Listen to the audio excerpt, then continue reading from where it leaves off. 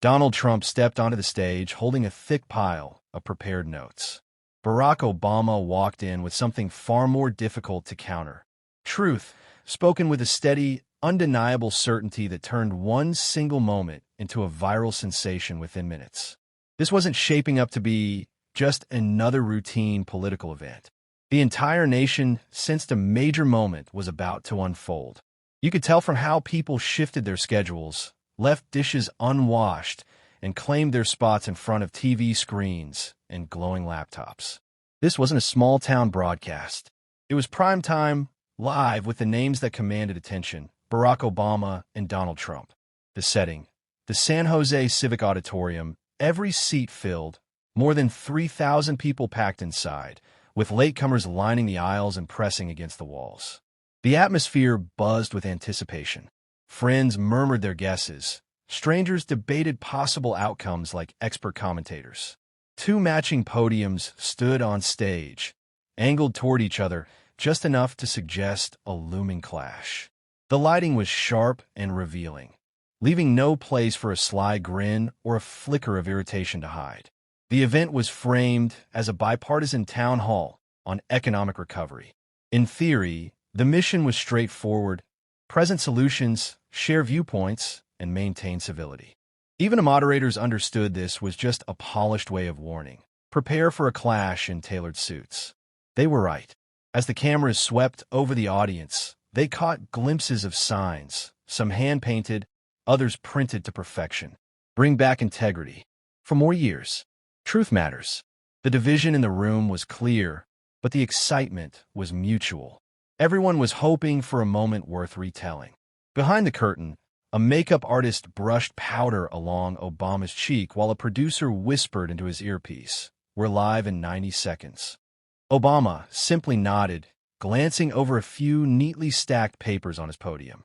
No piles, no mess, just a few stapled sheets, a pen, and a glass of water.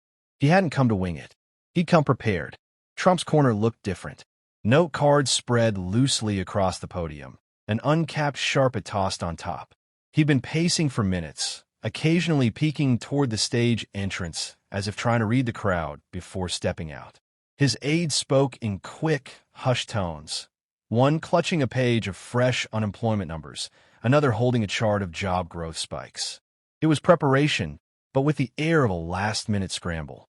The countdown reached 10 seconds. The audience's chatter faded in a slow ripple, like the tide pulling back. The two moderators stepped forward, veteran journalist Paul Landers and political correspondent Monica Rivera. Paul's voice rang out over the silence. "Good evening, America. Tonight, we bring you a conversation between the 44th and the current 45th presidents of the United States. Our topic tonight: economic recovery and bipartisan cooperation in post-pandemic America." The room answered with polite applause. The cameras pulled back for a wide shot. Please welcome President Donald Trump and President Barack Obama. Trump emerged first, walking with measured steps and wearing a carefully practiced half-smile. Applause erupted from one section, mixed with a few scattered boos from the other. Moments later, Obama entered from the opposite side, moving at an unhurried pace, his eyes sweeping across the crowd. This time the applause was just as strong, but steadier, carrying a rhythm.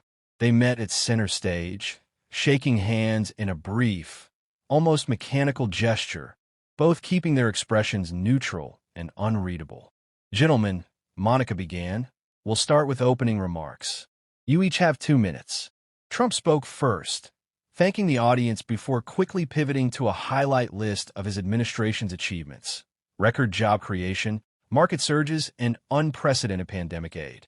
His supporters erupted in cheers, though the camera caught a few skeptical looks in the background.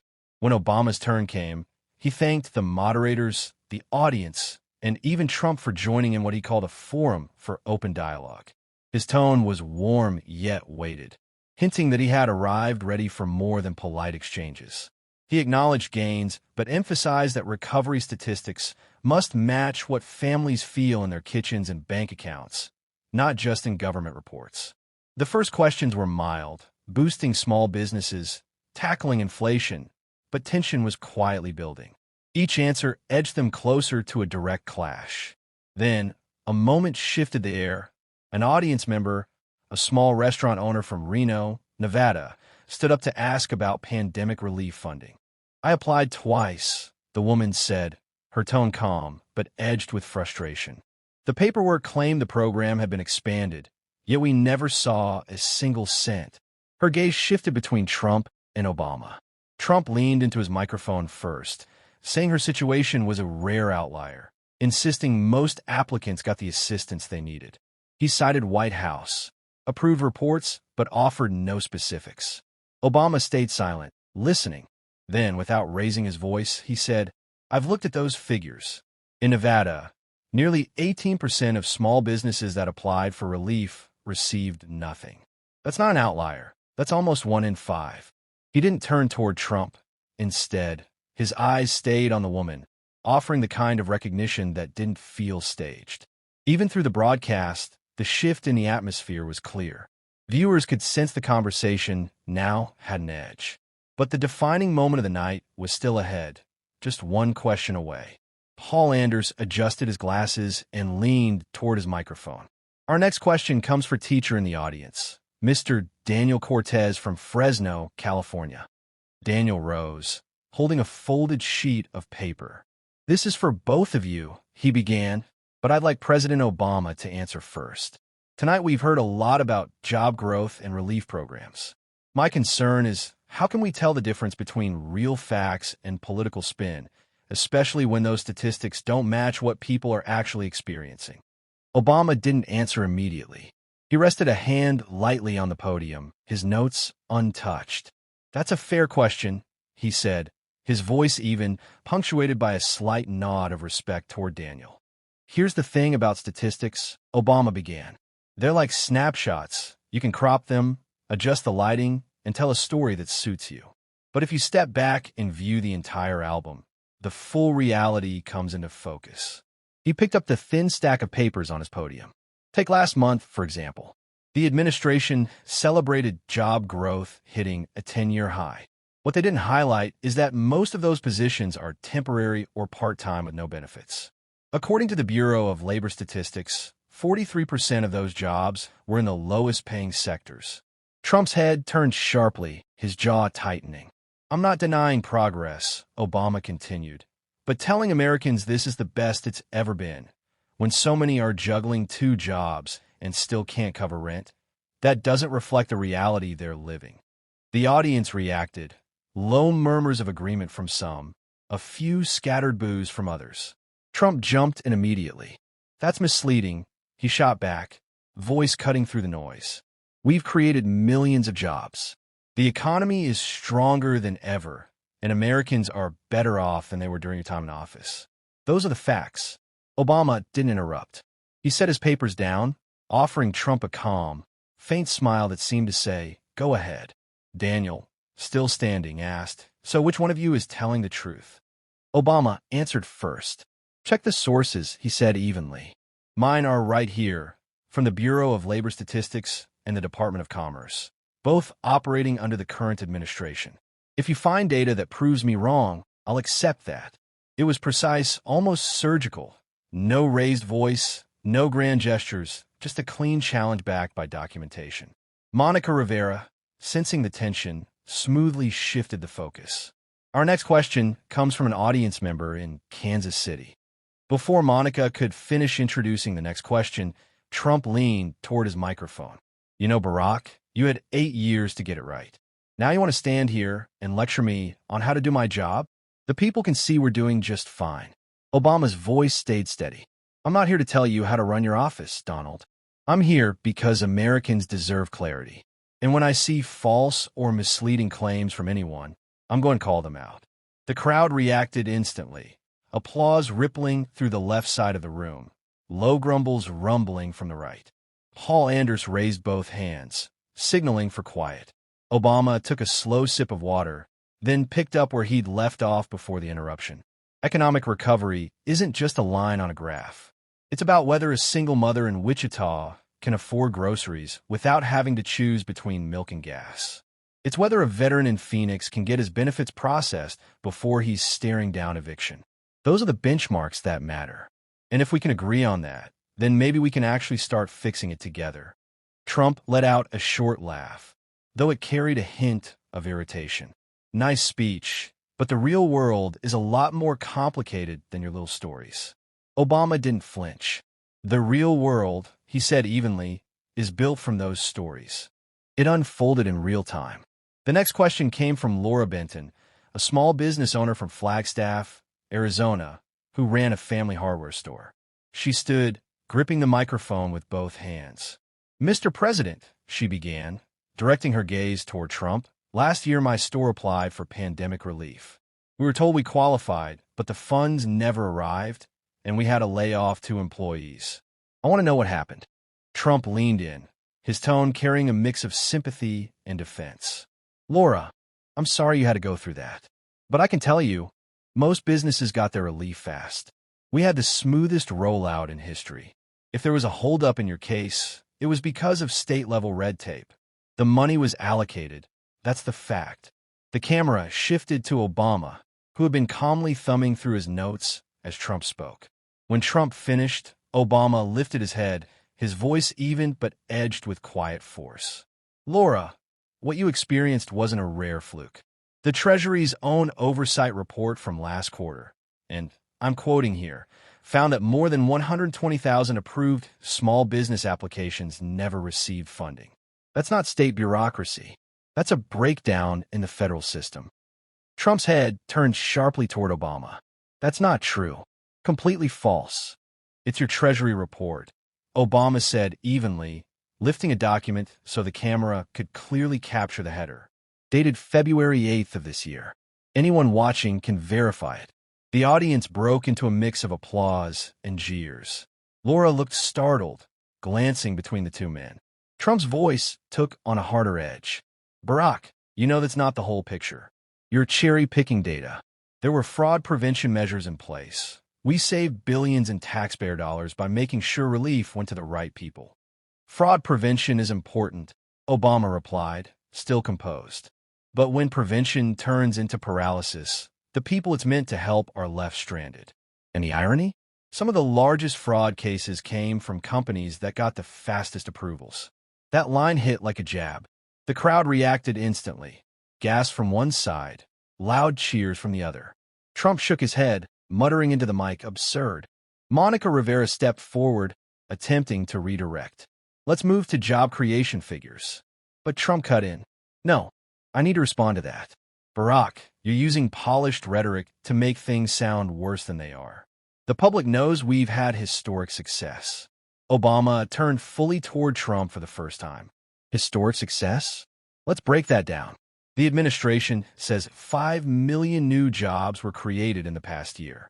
But according to the Bureau of Labor Statistics, your bureau, when you factor in the jobs lost earlier in the pandemic, the net gain is closer to 1.8 million. That's still progress, but it's not 5 million. And pretending it is doesn't help the people who are still struggling. The room erupted again, the moderators calling for calm as the atmosphere crackled with tension. Trump leaned onto his podium, voice sharper now. "You had 8 years. You failed.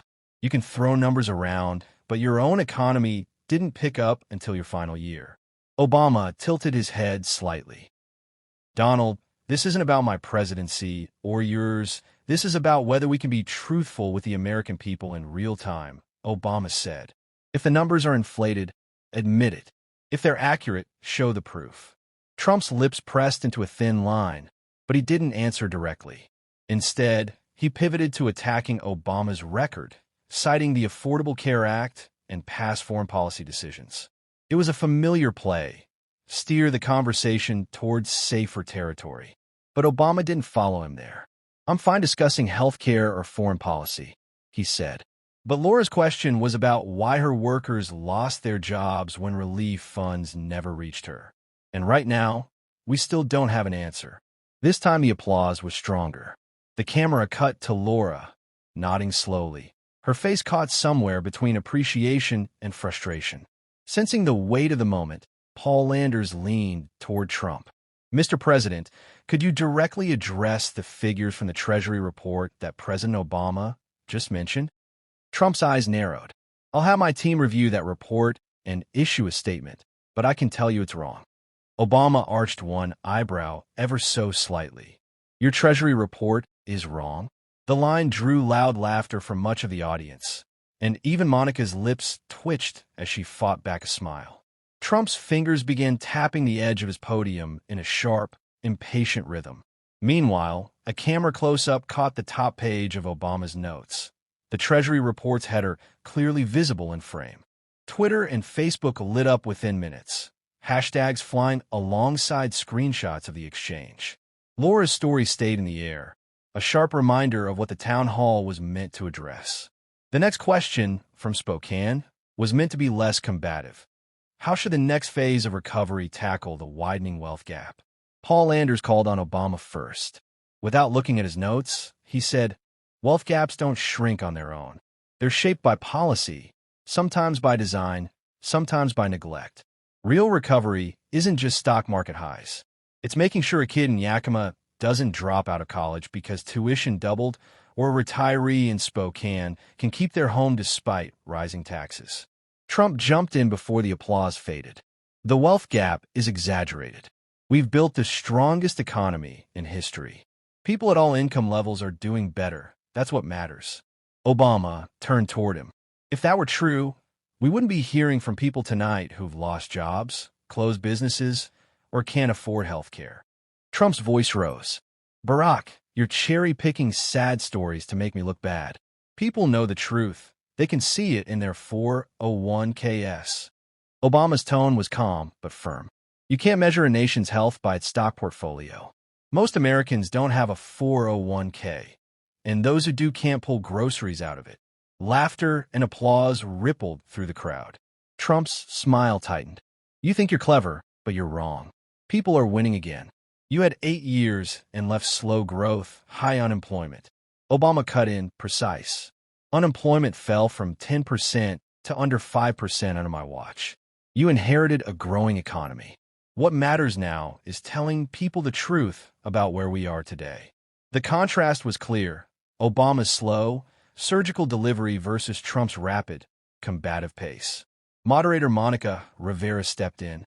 "Gentlemen, let's focus on solutions." Obama nodded. "Make relief programs automatic when the economy drops below set indicators. That way, help isn't delayed by politics." "That's socialism," Trump shot back. "It's disaster relief," Obama countered. "When a hurricane hits, we don't make people wait 6 months while Congress argues. An economic crash is no different." The applause was louder this time. Some Trump supporters shifted uncomfortably. "Mr. President," Paul Anders asked, "would you consider such a measure if it was proven to save jobs?" Trump smirked. "We don't need to prove it. We already saved jobs, better than anyone in history." Obama tilted his head. "If that's true, why are 18% of small businesses that apply for relief still closed? That's your Treasury's number, not mine." "Fake numbers," Trump snapped. "All from biased people try to hurt me. Your Treasury Department, Donald. Your people. Your numbers." Obama replied, voice even and unshaken. The air in the room tightened. This was no longer a debate. It was a standoff. Precision versus volume. Data versus dismissal. Trump leaned forward, voice rising. "You think you can come in here with your papers and your big words and make me look bad? The American people are smarter than that. They know a show when they see one." "This isn't a show," Obama said, locking eyes with him. "It's the truth. And the truth doesn't change just because it's inconvenient." Applause erupted, the loudest of the night, nearly drowning out Trump's attempts to talk over it. The moderators exchanged glances. They knew this had shifted beyond political theater. Online, the moment was already exploding. Twitter was a flood of split-screen shots, Trump's reddened face beside Obama's calm gaze. TikTok edits layered Obama's lines over slow zooms of Trump's scowl. Facebook threads grew by the hundreds every minute. From Portland to Tampa, living rooms leaned forward, remotes forgotten. This wasn't just a town hall anymore. It was a study in contrasts. and one sharp moment ahead would ignite it like a match to dry grass. Obama flipped calmly through a few sheets of paper. Trump's voice quickened, his hands carving through the air with every word. The moderators, aware of the online wildfire, kept their gaze locked on the stage, but in the control room, producers scrambled. Camera 3, stay on Obama for reaction shots. Camera 4, track Trump's gestures. One feed director barked into her headset. The networks knew tonight's story wasn't just in the words, but in the body language. In Phoenix, 29-year-old freelance journalist Carol Levine was live tweeting at full speed. Obama citing Trump's own Treasury reports to fact-check him is like beating someone with their own playbook, she posted. Thousands of likes hit in under a minute. Meanwhile, conservative radio host Glenn Renner streamed live on YouTube, brow furrowed. This is pure performance, he told his audience. But you could tell Trump's getting boxed in. He needs to switch tactics fast. Back inside the San Jose Civic, the moderators shifted to the next question. A college student from Omaha, Bryce, leaned toward the mic. How do you both plan to ensure economic recovery reaches young people just starting their careers? Trump was on it instantly. We've already made it happen. Young people are getting jobs right out of school. Wages are up. We've unleashed opportunity like never before. Obama waited, then spoke slowly. Each word waited. Bryce, some opportunities are better than others. If you're graduating into a job that can't cover rent, that's not the kind of opportunity we should settle for. Yes, youth employment is up, but over 40% of those jobs are part-time or gig work with no benefits. The applause this time wasn't thunderous. It was sharper, more pointed. And in the silence that followed, the air felt heavy, as if everyone sensed something was about to give. That means no stability, no health coverage, no long-term security. Bryce lowered the mic, the audience feeling the contrast in delivery. At that moment, Obama's earlier line, "Your Treasury report is wrong," hit 5 million views on Twitter. Memes looped Trump's pause, Instagram posts mocked his interruptions, and cable news flagged it for analysis. Moderator Monica Rivera tried to steer back. Let's stay on solutions. Mr. President, Mr. Obama, what would you say to a young family worried about rising costs? Trump leaned in. We're cutting taxes, reducing regulations, bringing jobs back. More jobs, more money. Obama replied without pause. Cutting taxes for corporations doesn't guarantee families see a dime. What helps is lowering costs, childcare, healthcare, housing. When those costs go down, people can breathe. The phrase "people can breathe" rippled through the room, drawing applause from even some Trump supporters. Backstage, a producer muttered, "This is getting away from him." Online polls reflected the shift. With 50,000 votes in, Obama led by double digits. Trump's frustration showed as he raised his voice. "You talk like it's all bad, Barack." "Barack, it's not. People are doing better under me than they ever did with you." Obama didn't flinch. "Donald, if you believe that, welcome every fact that proves it. But when facts say otherwise, the right thing is to admit it, not deny it."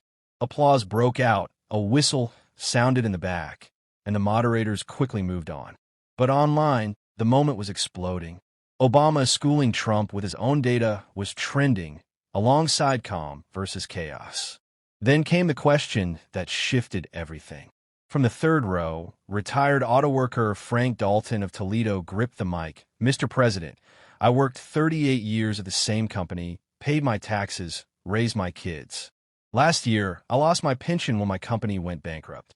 Why did billion-dollar corporations get relief faster than folks like me?" The room fell silent. Trump straightened. "Frank, I'm sorry. But when the economy shut down, we had to protect big companies to keep them from collapsing. If they go down, millions lose their jobs. We save the system, and that saves workers." Frank's voice was steady. "I didn't get saved." A ripple went through the crowd. Obama leaned in. "Frank, your story isn't unique, and that's the problem. Last year's relief bill gave $500 billion to corporations before a single dollar went to workers who lost pensions. That's in the bill." Trump cut in. "We had to. Without corporations, there are no jobs for people like Frank. Obama's tone stayed calm, but the words hit like a hammer. Those same corporations took the money, paid bonuses to executives, and still cut jobs. That's not saving anyone. That's looting with permission. The room exploded. Applause from one side, shouts from the other. Frank sat down, head shaking. "You're twisting it," Trump shot back. "I didn't hand out cash to friends. It was to protect the economy. And it worked. Look at the markets." Obama turned to the audience, then back to Trump. "The markets aren't the measure of a man like Frank's life. You don't retire on the Dow Jones. You retire on the pension you earned." Applause roared, the loudest yet. Moderators tried for quiet. Trump gripped his podium. "You act like you've got all the answers.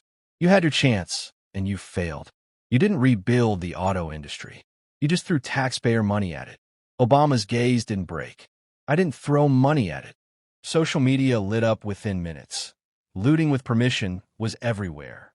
Hashtags comparing leadership styles exploded across timelines. Commentators on live streams called it the moment of the town hall. Backstage, a producer leaned into his headset, voice low. He's losing the room. But the defining blow hadn't landed yet. That was still coming, a single surgical strike that would etch itself into every highlight reel by morning. It happened almost by accident. The moderators, hoping to cool the temperature, shifted topics. Transparency in government spending. Monica Rivera glanced at her card, then read, "How can Americans trust that relief funds are being allocated fairly and without political bias?" Obama stayed silent, letting Trump go first. Trump came out swinging, confident, almost smug. "This is the most transparent administration in history," he declared. "We've released more spending data than any administration before. People can go online right now and see exactly where the money went. No one's hiding anything." He gestured toward the cameras, his tone daring anyone to challenge him. Then it was Obama's turn. He didn't look down at his notes. He didn't even blink. "Transparency isn't just posting numbers on a website," he said evenly. "It's making sure those numbers mean something. Because a spreadsheet that says $1 billion went to small business relief doesn't tell you that half of it went to corporations with lobbyists on speed dial." A low stir rippled through the room. Murmurs. A few sharp claps from the back. The air was shifting again. Trump shook his head, lips curling in disbelief. "That's not true. We followed the rules. We did it better than anyone." Obama stayed calm. "Donald, I've got the list right here." He lifted a single page, holding it between two fingers. "These are the top 20 recipients of relief funds last year. 15 of them are companies worth over $1 billion. 8 of those laid off workers after taking the money." Trump leaned forward, his voice sharp. "That's cherry-picking again.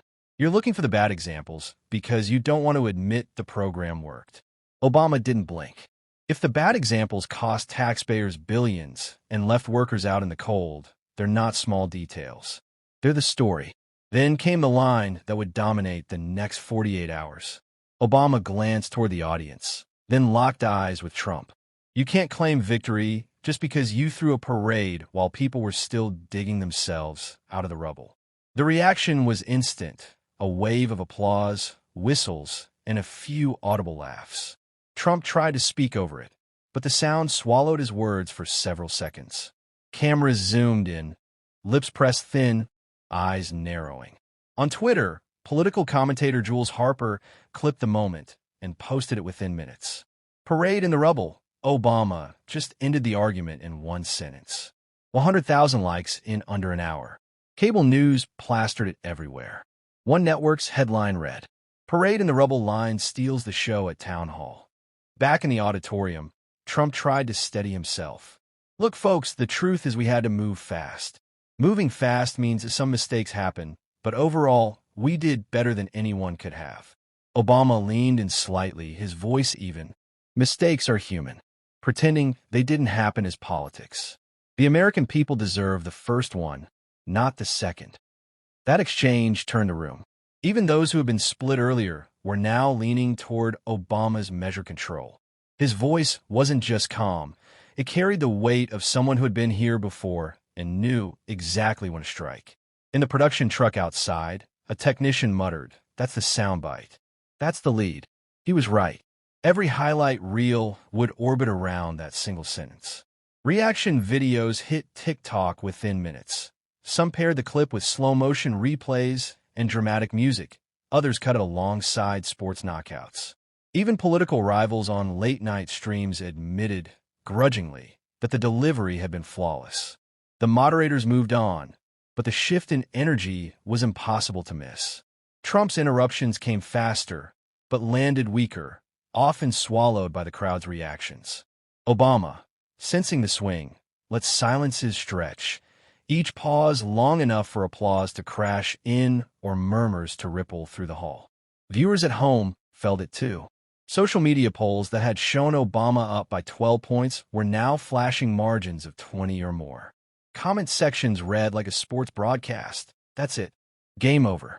Still, Trump kept swinging. Quick jabs about foreign policy, digs at healthcare, but Obama refused to wander into the weeds. Every time, he pulled the conversation back to the night's core topic, holding the frame tight. When the moderators called for a commercial break, the control room buzzed with quiet certainty. The parade in the rubble moment had sealed the night. But the real test wasn't the line itself. It was how the closing stretch would burn into the public's memory of who had truly come out on top. When the cameras returned, the stage looked the same, but the air was different. The audience sat straighter, leaning in, waiting for the rematch. The moderators, sensing the momentum shift, jumped straight into the next question, one that looked harmless on paper. What's the single biggest mistake the other made in handling the economy? And what would you have done differently? Trump took the bait first. Easy, he said. Barack spent 8 years apologizing for America and pushing policies that strangled our economy. If he'd cut taxes and regulations like I did, we'd have been booming long before I got here. He grinned, the kind of grin meant for the soundbite reel. Obama didn't flinch. Donald's biggest mistake, he said evenly, is mistaking speed for success. Moving fast is good when you're chasing a train, but if you're headed in the wrong direction, all it means is you get lost faster. Laughter mixed with applause. Trump's smile tightened. Moderator Monica Rivera pounced with a follow-up. President Obama, can you give a specific example? Sure, Obama replied. Last year's payroll tax cuts were rushed through without guardrails. They gave a boost to people who didn't need it and left out many who did. The result? A few flashy headlines about growth, but no lasting stability for families living paycheck to paycheck. Trump leaned in. Wrong. Those cuts helped millions. People had more money in their pockets. That's what matters. Obama looked out at the audience. It matters until the rent goes up, the grocery bill doubles, and that extra $20 in your pocket doesn't buy what it used to. The room erupted again. The moderators worked to keep the reactions from derailing the conversation. In the control room, producers were already cueing slow-motion replays of both men's expressions for the post-event panel. On Twitter, hashtag #LostFaster began trending alongside hashtag Parade in the Rubble. The conversation shifted toward future economic plans. Trump rattled off a familiar list. More tax cuts, more deregulation, more America First trade deals. Obama countered with targeted investments in infrastructure, education, and healthcare, tying each proposal to concrete, everyday examples. Then a woman in the audience, a nurse from Sacramento, stood to ask about medical debt. Trump's answer was brisk. Cut insurance premiums through competition. Obama's was different. He told a story about a friend's father who declared bankruptcy over cancer treatment bills despite having insurance. That's not just a number on a chart, Obama said. That's a man's life, his dignity, his family's security, gone. We can't call an economy strong if it's built on that kind of fragility. The applause came again, unprompted. Even some in Trump's section stayed quiet. Trump's voice rose. You're making it sound like everything is falling apart. People are thriving under my administration. You just can't admit it because it destroys your legacy. Obama shook his head slightly. I'm not here to protect my legacy, Obama said. I'm here to protect the truth. No shouting, but it landed hard. Trump's rapid-fire defenses now stood in stark contrast to Obama's calm dismantling. With one last audience question, Erica from Santa Fe asked them to answer without attacking each other. How will you ensure the next generation can build a stable future? Trump promised jobs through manufacturing and energy expansion, big on projection, light on detail. Obama laid out 3 steps: affordable education, universal health care, climate-resilient infrastructure, each tied to real examples. Off-air, Trump's aides huddled tense. Obama's team chatted quietly. In the control room, a producer muttered, "The story's already written." The town hall ended with polite applause, but the energy was anything but neutral. Trump left the stage quickly, skipping the moderators, disappearing backstage. Obama lingered after the event, shaking hands, chatting with moderators, and snapping a selfie with Fresno State students. A sharp contrast to Trump's quick exit. Within an hour, networks replayed the parade in the rubble line on loop. MSNBC called it the cleanest political takedown in a decade. Even a Fox panelist admitted, Obama landed some punches. Online, the reaction tilted heavily in Obama's favor. Twitter polls gave him 62 to 78% of the win. Hashtags trended globally, TikTok flooded with remixes, and late-night shows joked, Obama brought a folder to a fist fight, and the folder won. Fact-checkers quickly confirmed Obama's numbers were accurate and Trump's job growth claim was overstated. Frank Dalton, the retired auto worker who'd asked about corporate relief, told reporters, "Only Obama gave me a straight answer." Even GOP strategist Bill Hartman conceded, "You can't win a data fight against Barack Obama without your own numbers ready." The president walked right into it. By Monday, a Faraday Institute poll showed Obama's favorability up 9 points, a rare surge for someone not running for office. Trump slipped 5 points with independents. At a White House briefing, Press Secretary Alan Briggs called the town hall a staged ambush, accusing Obama of using outdated stats. Pressed on which ones, he dodged specifics, pivoting instead to the administration's record of success. In cafes, offices, and online, 3 moments dominated the conversation: the Treasury report exchange, the corporate relief question, and parade in the rubble. The phrases became shorthand for the debate over truth and leadership. Younger voters, too young to follow Obama's presidency in real time, flooded TikTok with clips hailing him as the standard for composure. One viral post paired the town hall with a high school debate, captioned, "This is how it's done." In Sacramento, the nurse who'd asked about medical debt told a local paper, "I didn't expect my question to go anywhere. But Obama didn't just give a number, he gave me a story I could relate to." That stuck with me. Even inside Trump's party, there were murmurs of concern. One GOP lawmaker, speaking off the record, admitted the president's base loves the fight, but independents don't.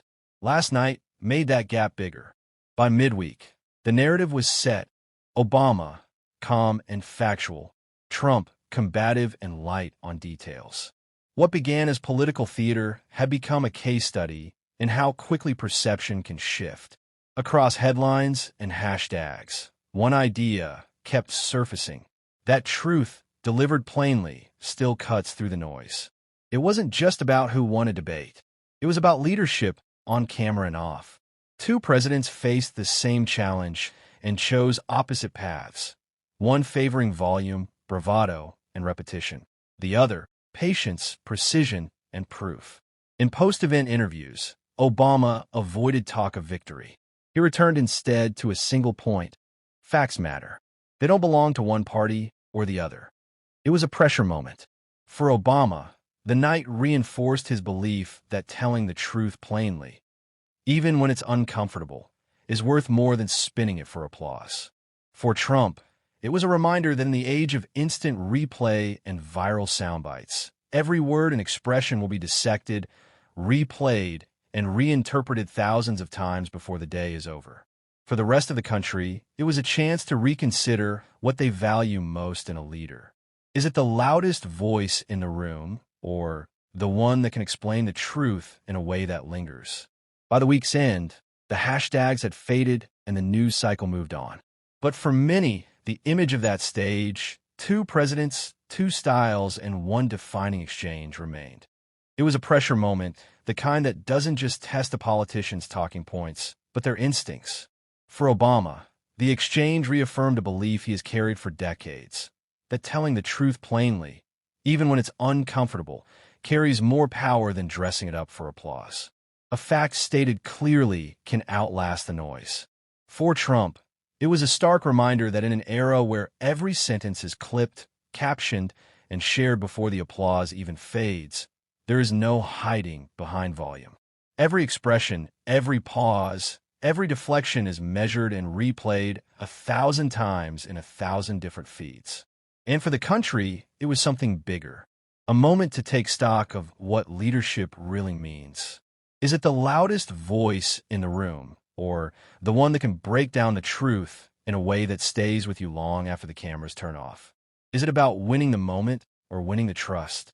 By the week's end, the hashtags faded. The trending clips slowed. The headlines shifted to the next crisis.